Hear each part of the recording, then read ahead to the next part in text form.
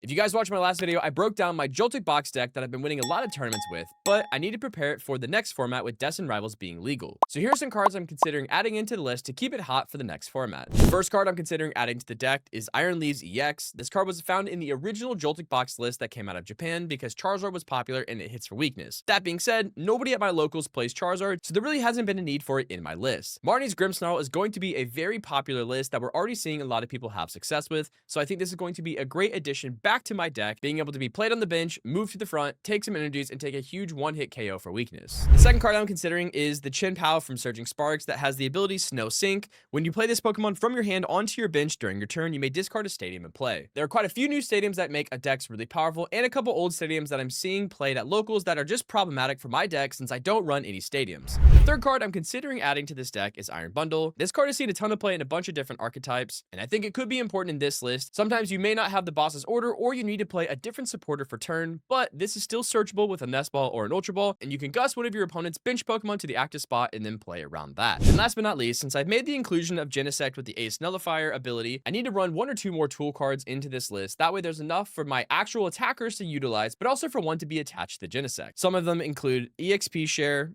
Power Glass, a second Bravery Charm, or even a Counter Gain. I think all these tools have a good rhyme or reason to be included in the deck, whether it's needing more energy in play, not allowing your opponent to take a one-hit knockout, or even being able to cycle a 3-energy attacker back into play after being down in prizes. Obviously, when cards go into the list, you do have to find room for them by taking out other cards. Right now, a lot of the Joltik Box lists run 5 Grass and 5 Electric energies. I definitely think you could take one of each out and go down to 4 and 4 and still be okay to hit your Jolting charges and have plenty of energy for Crispins and attachments later in the game. I also run 4 Crispin and 4 Arven in my current list, but I do think I could remove one of each and not lose too much consistency since there are also 3 Pokegears still in the deck. So these are some of the cards I'm considering adding into my Joltik Box deck for the next Destined Rivals format. If you guys have any recommendations, then be sure to let me know down in the comments, and if you want more Pokemon content, then be sure to drop a follow.